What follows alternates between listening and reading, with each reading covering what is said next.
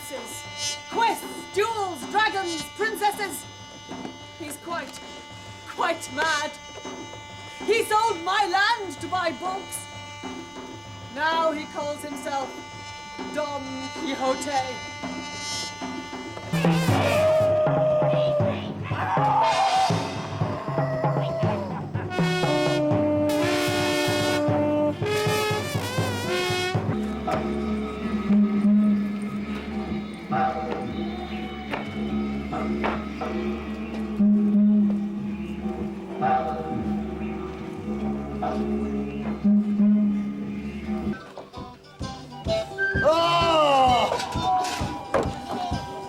My skin!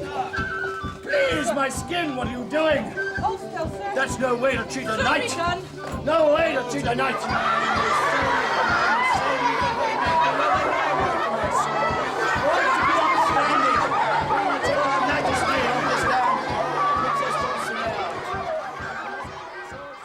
It was about 15 years ago I first discovered the Kneehigh Theatre Company. And what really impressed me about them is that they are Cornish. They draw their inspiration from the Cornish landscape, Cornish myth, and even Cornish weather. Their style is similar to that of the Italian commedia dell'arte, visual and sometimes extremely rude. Their motto is firing the imagination.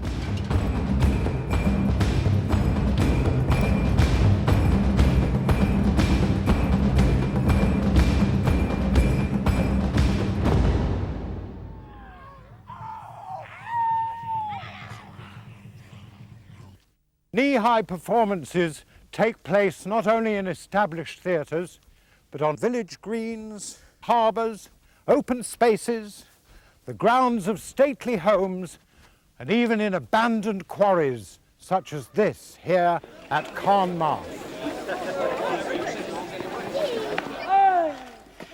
I'm the Black Hunter. I capture souls.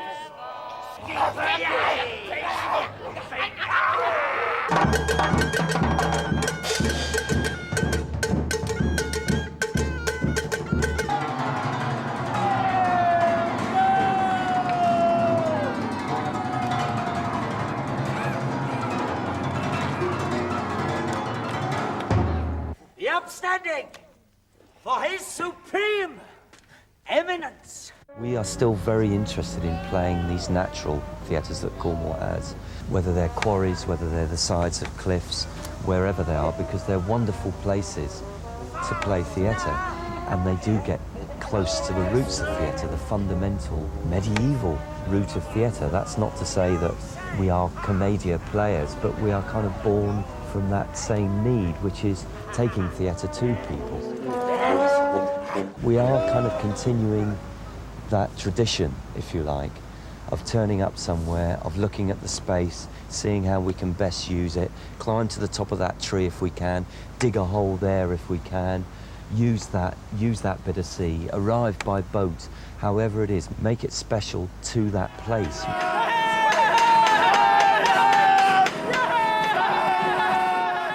It's tremendously exciting to have that much freedom and that much control as an artist. A lot of actors, particularly working in mainstream theatre in Britain, are hired and fired job by job. You don't have a sense of a developing relationship with the people you're working with or with your directors or your writers. You're very much at the mercy of the market, if you like. And one of the most wonderful things about Kneehigh is it's grown organically, and it's grown as a community and as a family. So there are people who've been working with Kneehigh and working together for 15 years.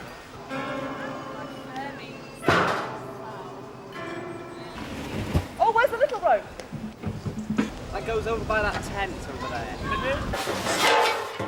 There are so few companies around nowadays that belong somewhere and are core companies. This company belongs in Cornwall.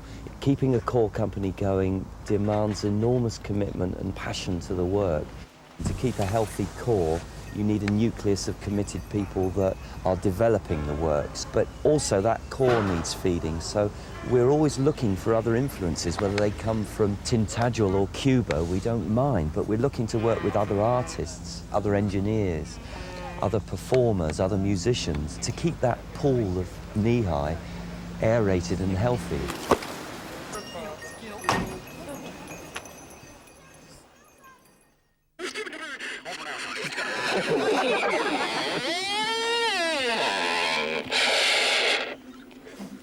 Good evening.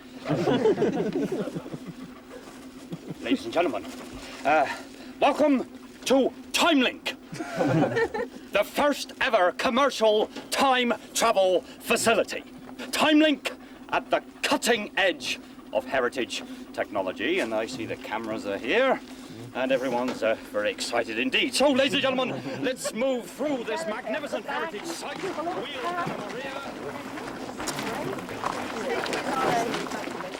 Over the years, Kneehigh have developed and experimented with something they call landscape theatre. In this, the actors perform amongst the audience, leading them from scene to scene. In this way, the audience becomes more involved in the production and the ideas that it explores. We set up the idea of wild walks. We set up the idea of using the Cornish landscape. Very different, very diverse. Sometimes it's woodland, sometimes it's post-industrial sites, sometimes like this with a beach with a river running into the sea. All those give you a very particular story. Something happens to the audience, and I don't quite know what it is. I know it's got a lot of potential. They can get more or less involved in that story. Last year they got captured as an audience. They got taken by the performers. Suddenly they weren't looking on anymore. They were captured. They were being rounded up. They were being taken down to do possibly human sacrifice. I don't know what was going through the audience's mind, but suddenly they were in it. Razor, don't go too far, will you?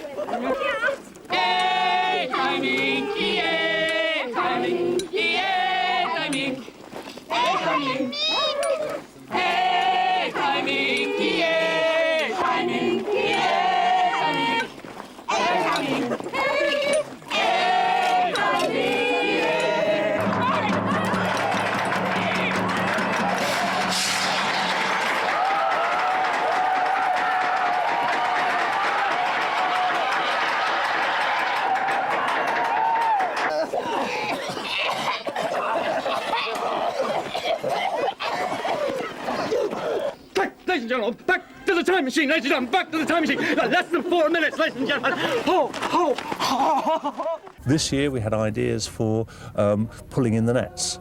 The audience would help out fishing, haul the nets in, pull on ropes and things like that, which I think they do.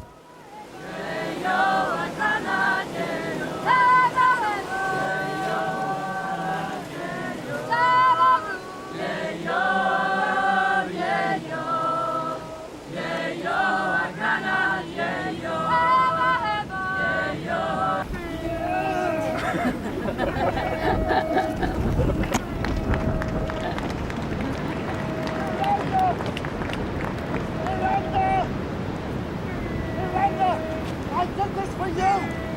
A daughter needs a father! You're just like your mother! Ungrateful to the end!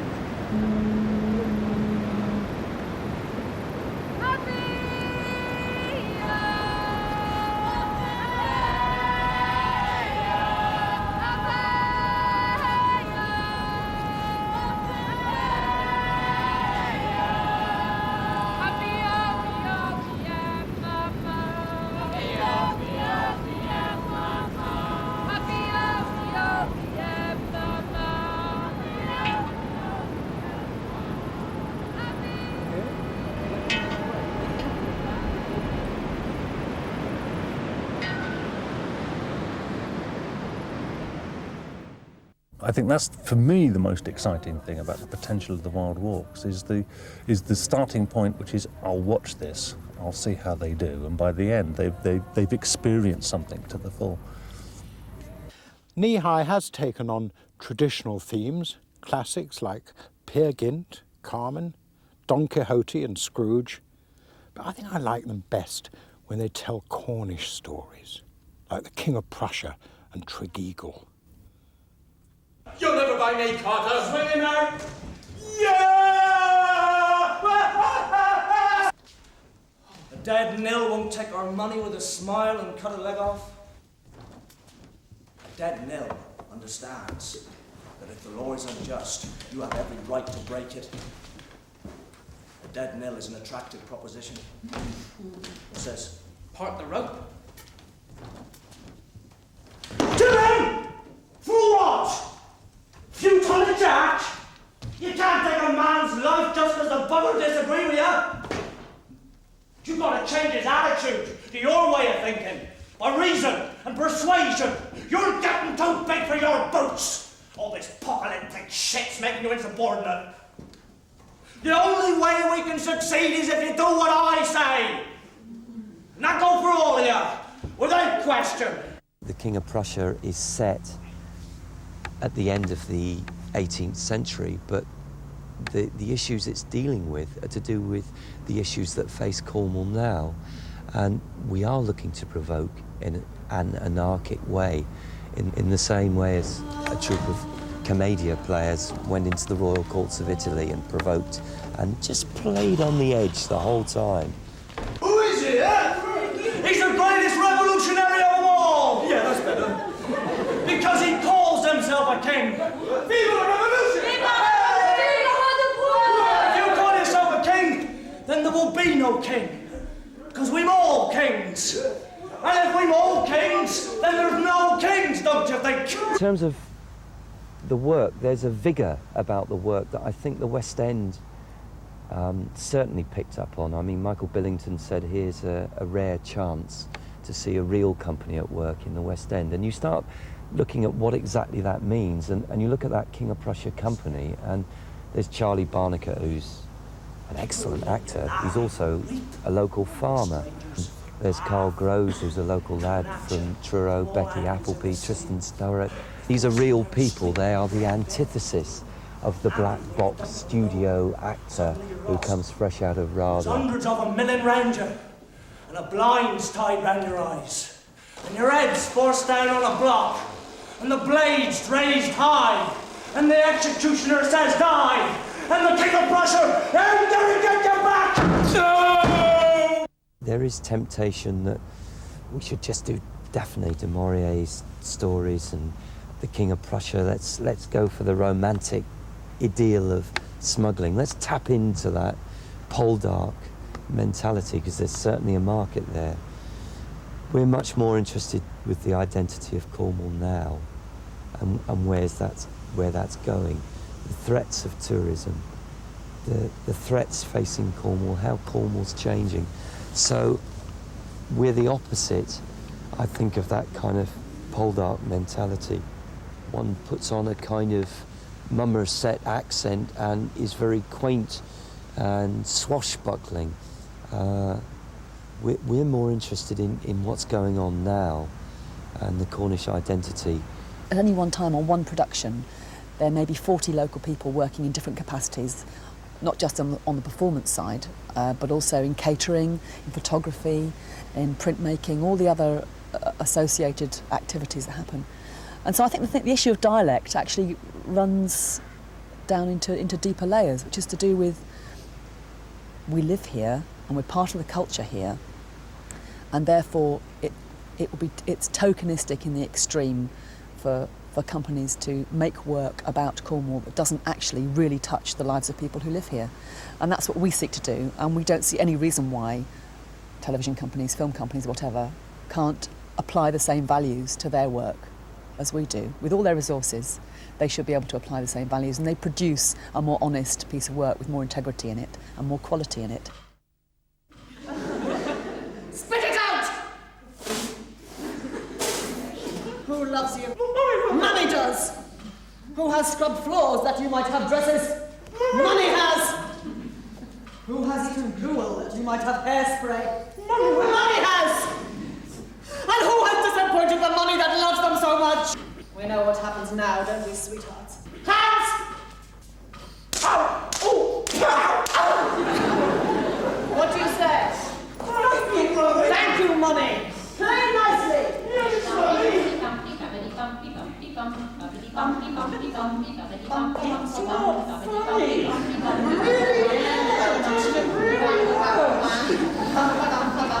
That was just completely nuts, really. Me and Mike running around with big blue wigs on, dressed up in dresses with lots of makeup, being pretty sisters. Complete role reversals, women playing men, Becky playing the old father and stuff. That was great. Quite a grotesque, weird nightmare show, which of course is what all fairy tales should be. Almost everywhere in Cornwall has something to do with the legend of Jan Tregeagle. He had to shift the sands at Low Bar. He had to empty Dosmery Pool on Bodmin Moor. It's such a universal story, the story of the innocent that sells his soul to the devil and goes to hell, basically, that who he meets on the way and where he goes, you can invent as much as you like. So we found it a very good vehicle to do what we want.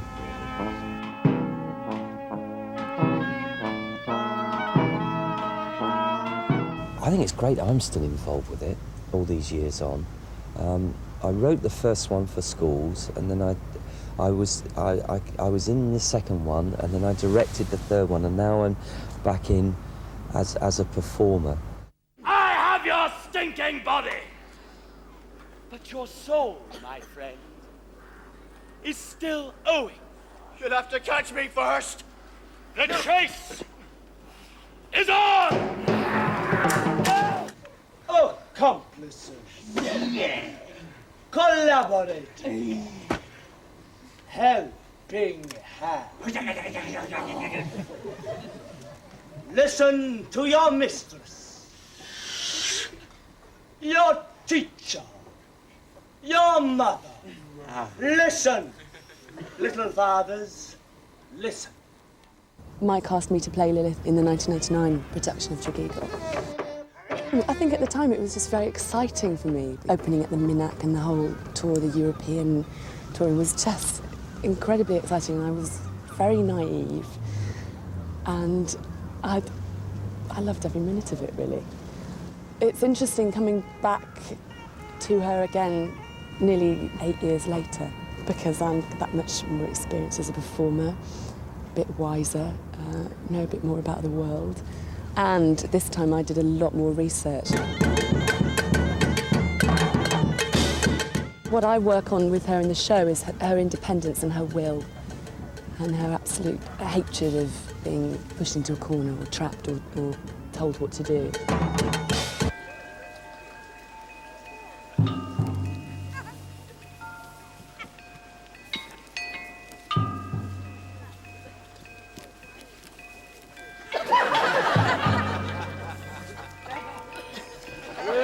The character that I do of Jago Trewiddle twisted it the first time, and within the structure of that play, the way Tristed it was right for that structure. The way I do it within this show is right because we're upping the tragedy of it much more.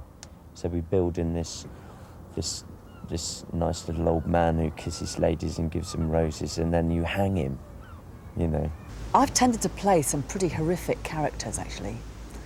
I've played Mummy in The Ashmaid, who was a singularly unattractive piece of work, but a great pleasure to play.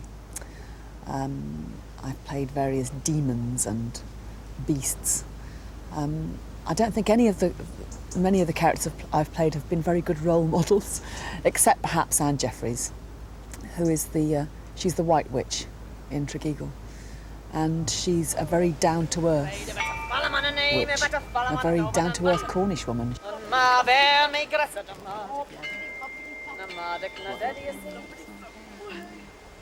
am the woman to whom secrets are told in this little village of a few dozen souls.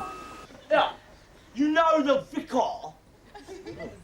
that there porcelain cooker. That's my son, that's my son, that's my son, that's my son, that's my son. Yeah? The person that is missing in this show is Tristan Sturrock, a good old buddy of mine and the rest of the company. And of course he's not in this show. We had a whole sequence of lagerlouts in the last Tregeagle. She fancies you. Yeah?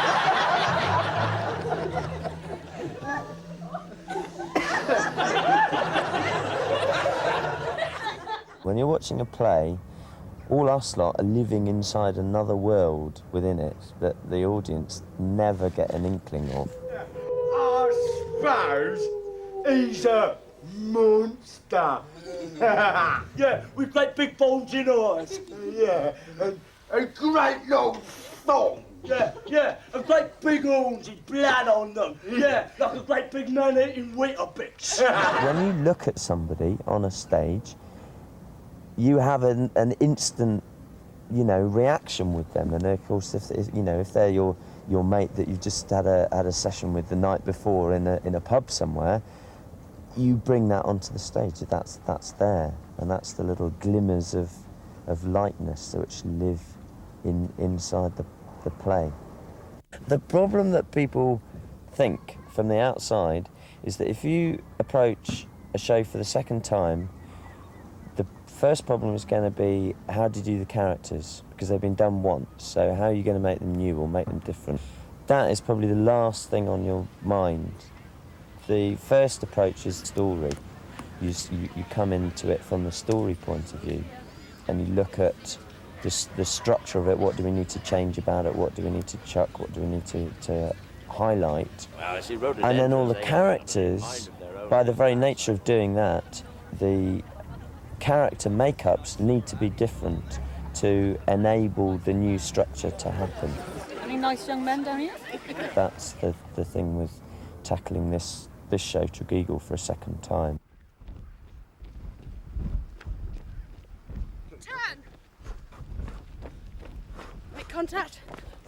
Because it's such a physical show, we did an awful lot of running forwards as a group, changing places, running backwards, running with our eyes closed, very task orientated, which was great because A, it got us fit, and B, it was forming an ensemble of people who could work together almost without, well, certainly without looking at each other, but without thinking about it. It's just second nature. We spend more time on trying to get a clarity of how we build a production. We probably spend more time in rehearsal than a lot of companies. We spend 5 weeks in rehearsal. John! Where are you? John! All our shows, even if they're text-based, are collaborations. They are sort of devising. Everybody is free to suggest things. We try things out. Somebody will suggest it going this way, somebody will suggest it going that way.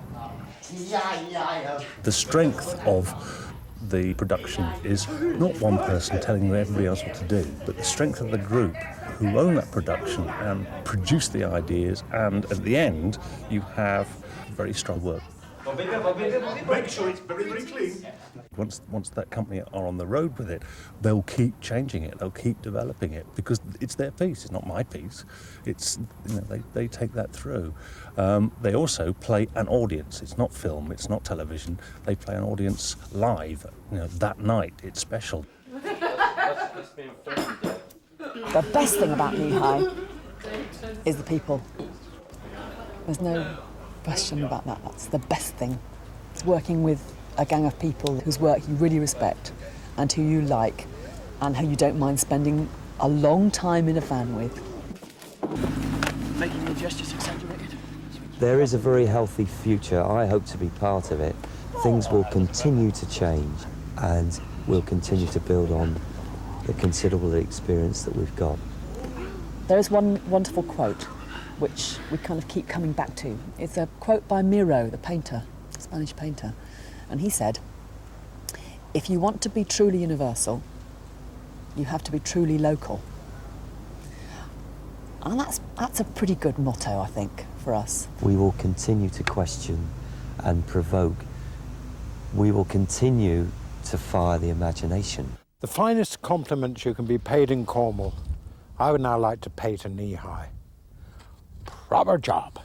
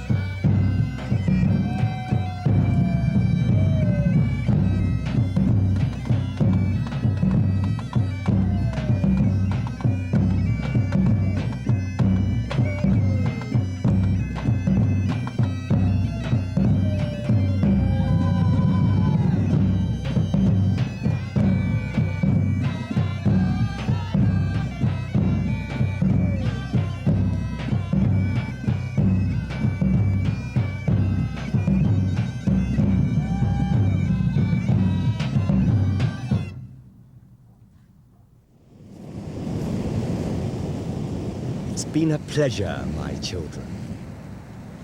I do so hope we all meet again. I'm sure we will. Until then, sleep